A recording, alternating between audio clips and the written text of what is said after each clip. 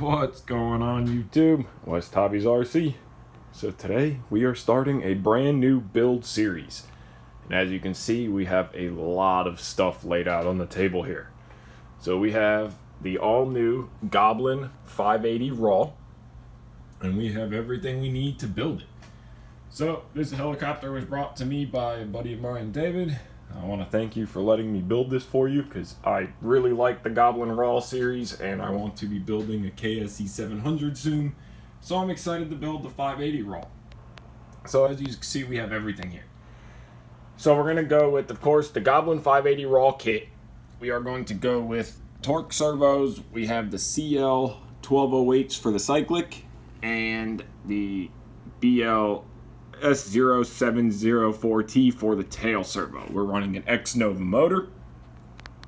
We are using the X-Nova 4025 1Y 1120 kV because we are running this helicopter on 6S. We have the Hobby Wing 120, Hobby Wing programming box. Then we have some different micro lube that they tell you to use in the kit. We have some Loctite.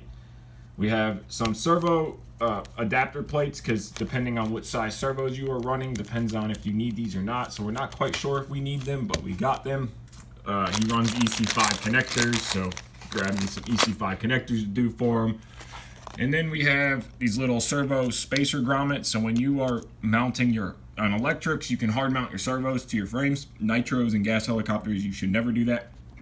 But your servo kits, your servos come with little rubber grommets with brass inserts. But for these, you need these little adapters. They're really nice. They slide right in. They're little servo washers. So we got a couple different ones there. And then we have some more grease for the head. We have some retaining compound. We have some more grease, some bearing grease. And then we have some different servo horns just in case we need them. 2 DSMX satellites because he flies Spectrum. So we will be running 2 DSMX satellites. We have some different size extensions depending on what we need. And a Pulse 6S 5000 milliamp pack. So we have everything that we need here to get started on this build. So we are going to go ahead and get the mat laid out and start digging into this build, and we'll see what the first thing we get to build is. So we got the instruction manual out, and it's always good, like I say in every video, go through your instruction manual. Now this is my first SAB helicopter build. I have built a lot of their airplanes, the Tortugas, the Lizards. I've built many Tortugas for people, built a bunch of their airplanes. Their manuals are always top notch. I will say that SAB has the hands down the best manuals for any helicopter or any airplane out there. All their manuals are colored. They are bagged. Everything is explained page bag for the page. Like for example, this is where we're starting. So we're starting with the transmission area. It'll tell you what grease you need to use, where it needs to go. If something's already assembled, like the transmission, it'll tell you we need box 1, bag 4, page 6. So we have bag 4, page 6, box 1. I mean, everything is like that. The kit comes packaged incredibly. Everything is nice and neat. Yes, SAB are expensive helicopters. They are quality, they are premium, they are top of the line helicopters. I'm an Align person. I love my Align helicopters, but I give credit to where credit is due, and SAB does a fantastic job. Everything is Goblin RAW 580, box 2, Goblin RAW 580, box 1. Canopy comes nicely packaged, all carbon fiber. Your blades are in this box. All your main things you're going to be building right now for the main frame are in. I mean, they think of everything on the Kraken when you build. We're going to be building the Kraken next, 580. Your blade holder is cut out for the boom. I will say it. Goblin, hands down, does awesome work. Quality. Their boxing, everything is beautiful. I love how everything is individually bagged.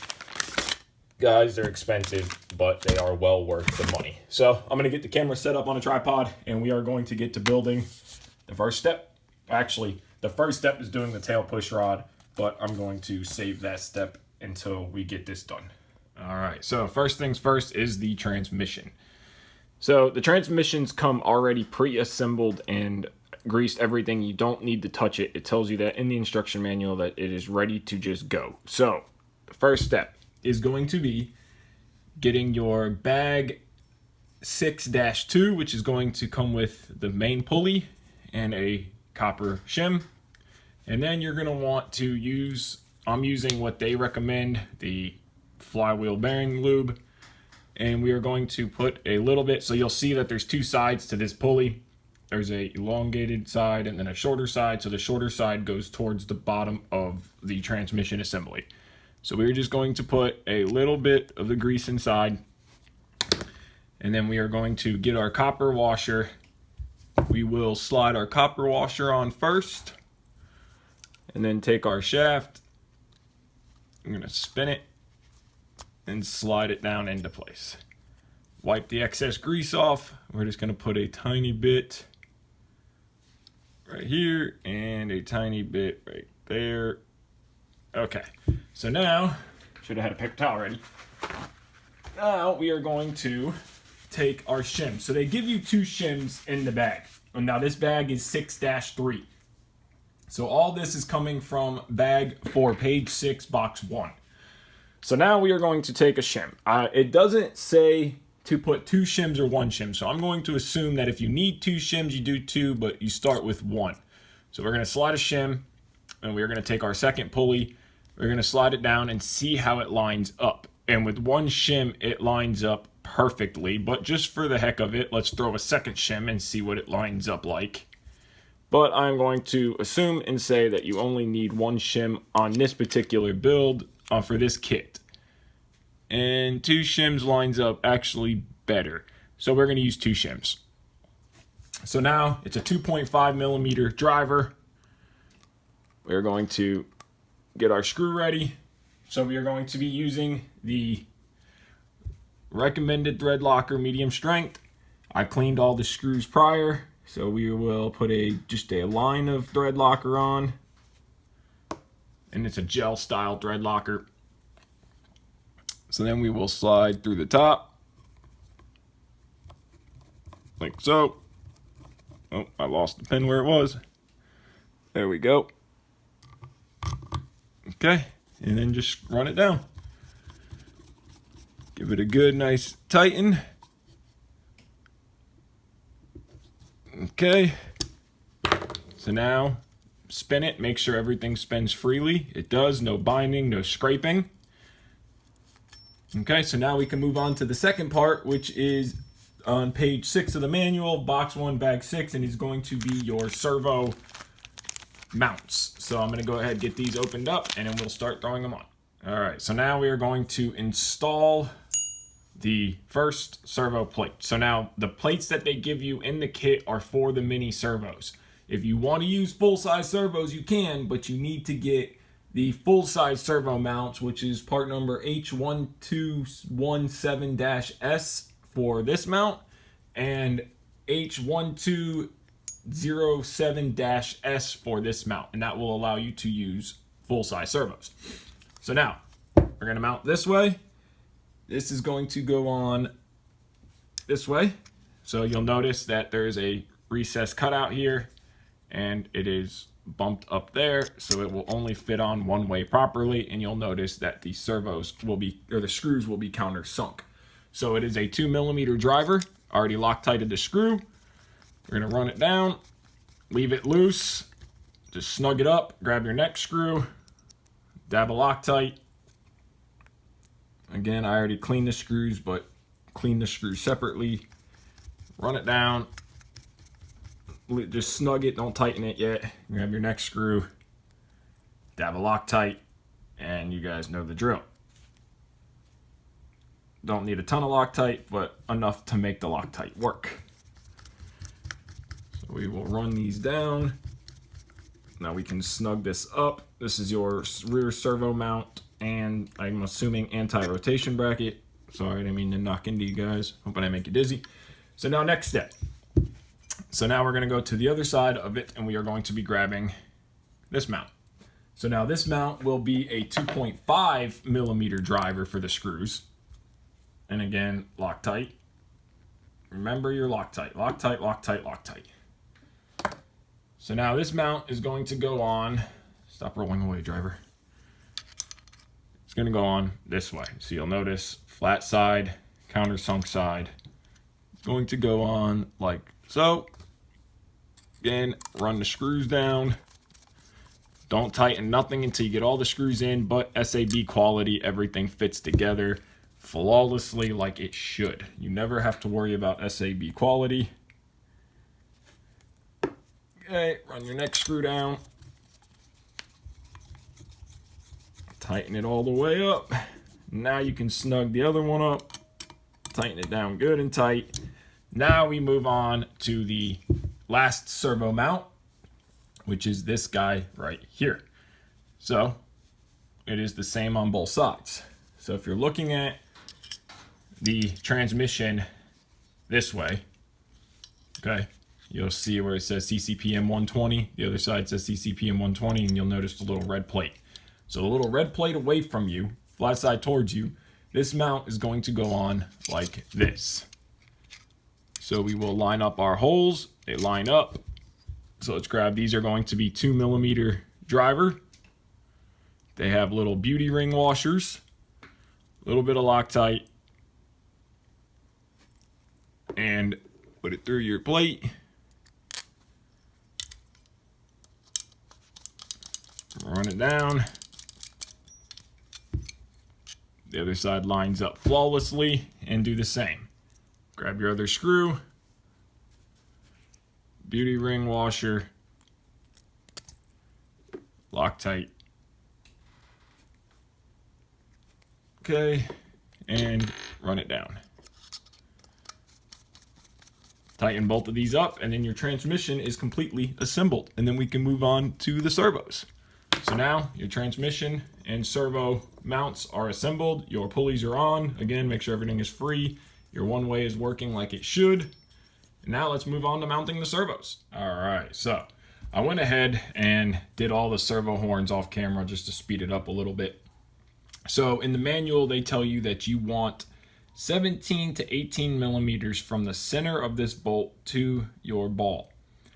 So you can use the recommended SAB servo horns. There's your part number HA050-S, and these servo horns are what the manual tells you to use, but we have decided to go with the aluminum servo horns that come with the torque servos. These are awesome servos, by the way, extremely nice quality.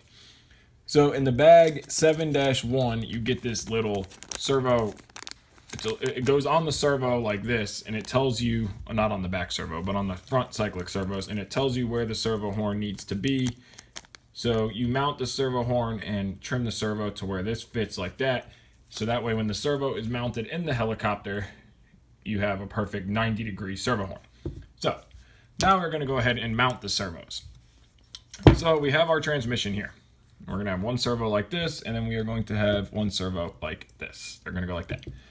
So I already went ahead and cleaned the screws that they give you. Make sure these screws are full of oil. So make sure you clean them. It is super, super important that you clean those screws, because that oil Loctite will not stick to, depending on the Loctite. 243 will, but 242 will not, and I'm not sure which Loctite this is, so I want to make sure they are clean.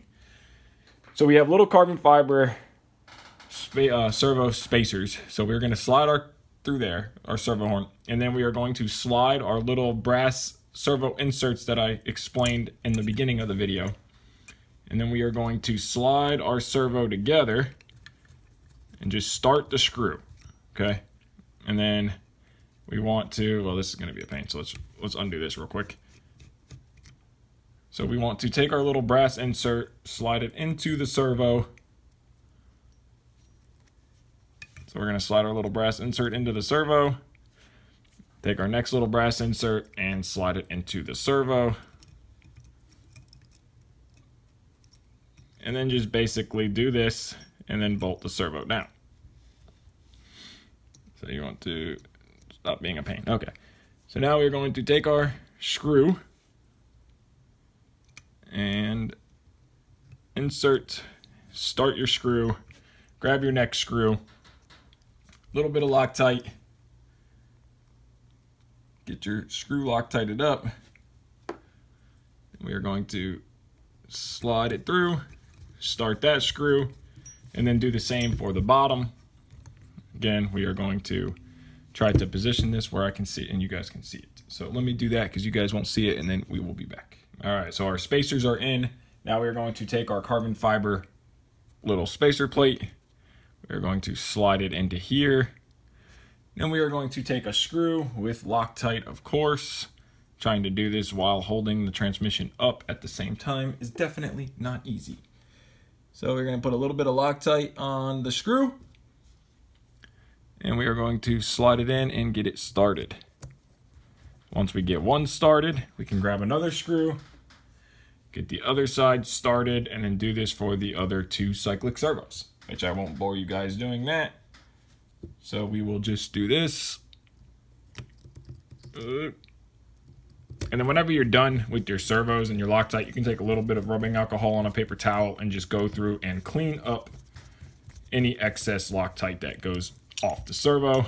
So we are going to run this screw down now, this screw down now, and our first cyclic servo is installed. Make sure they are tight, they are Loctited, and they give you 2 lengths of screws in the kit. I went ahead and used a shorter screw so that way they didn't stick through too far. So I'm going to do the other 2 servos and we will be back. All right, so the first step is completed. We have the entire transmission assembly and cyclic servos done, mounted, Loctited, retaining. So I did not go over this, but these little ball links in the manual, they tell you to use retaining compound. So the green retaining compound. So I use the green where it tells me to use the green, and the blue where it tells me to use the blue. So I didn't go over this either, but the screws for the servos are Phillips head for the Torx that come with it, but I did use the SAB included screws as well as the SAB arms. I know I said it already, but we are at 17.5 millimeters from center hole to ball link. So all that is done.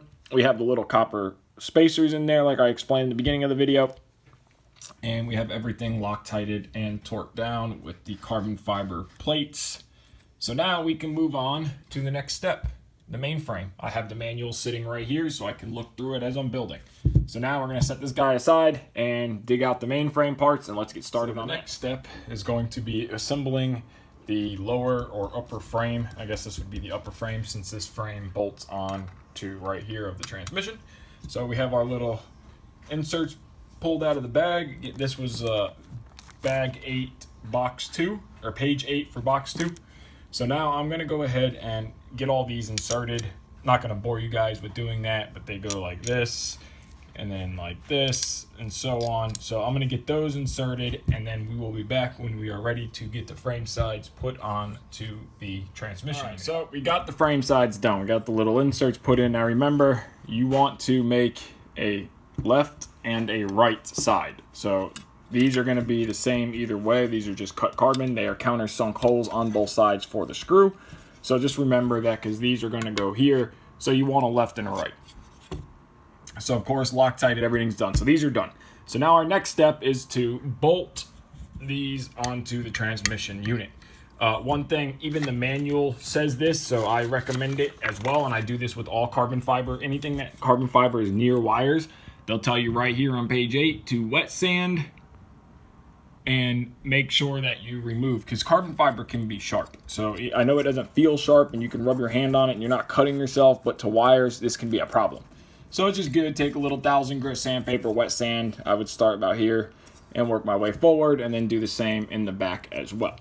So anything that gets there. So I'm going to wet sand these, and then we are going to start, just bolt these on real simple. And we have the bag here for it. So for bag 9, or page 9, box 2. So we're going to get these out, and we're going to get bolting these on. So, and now if you read the manual, it'll tell you right here to do not install this screw at this time. And it is talking about this first screw on the left side of the frame. So I just loosely threw that one in real quick. We got Loctite and a washer on this side. So we're going to get this tightened up,